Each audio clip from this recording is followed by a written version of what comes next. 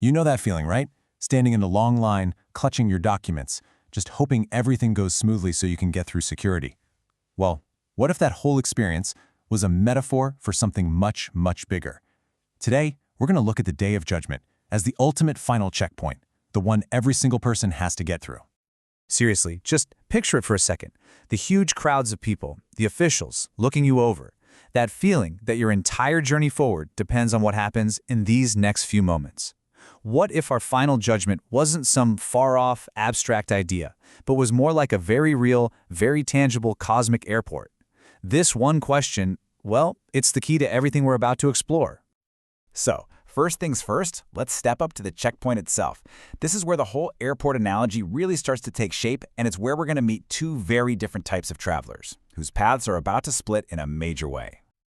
Okay, so let's be clear. We're not talking about some small regional airport here.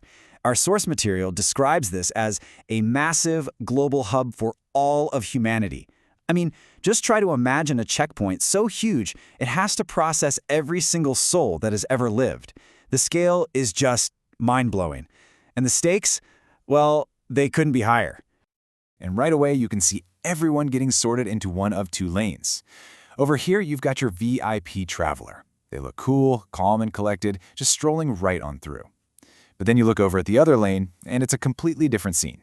That's the scrutinized passenger, looking totally overwhelmed and clearly about to face a much, much tougher inspection. So you have to wonder, what's the secret to getting into that VIP line?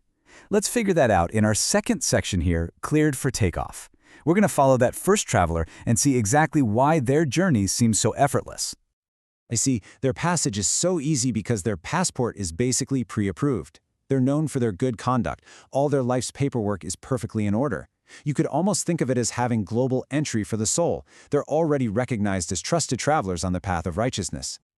And their reward for all this? No stress, no chaos.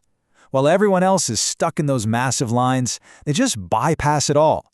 They get ushered into this peaceful, comfortable lounge to just relax and wait for the next part of their journey. For them, judgment isn't some scary trial. It's just a calm, smooth transition.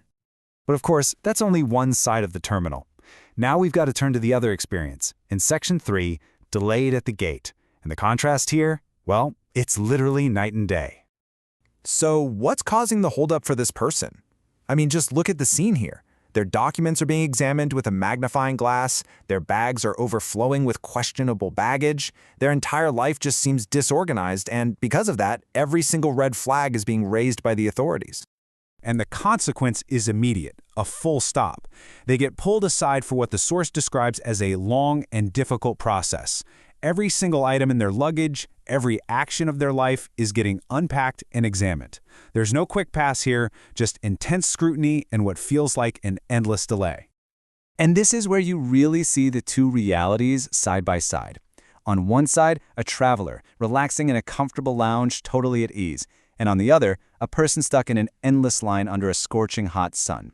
It's the same checkpoint, the same day, but they're living in two completely different worlds. This brings us to the most important question of all. Why? What is the one thing that separates these two completely different fates? We're going to find the answer in our final section, the deciding factor. And here it is, the answer, straight from our source. The whole experience, the speed, the delay, the comfort, the hardship, none of it is random. It all boils down to just one thing, a person's level of closeness to Allah. That single factor is what governs everything that happens here. So when you strip away the whole airport metaphor, it's not really about the luggage or the passport. The checkpoint is a system designed to do one thing, and one thing only, to distinguish between those who walked a path close to God and those who chose a path that was more distant. That's the only thing that really matters in the end.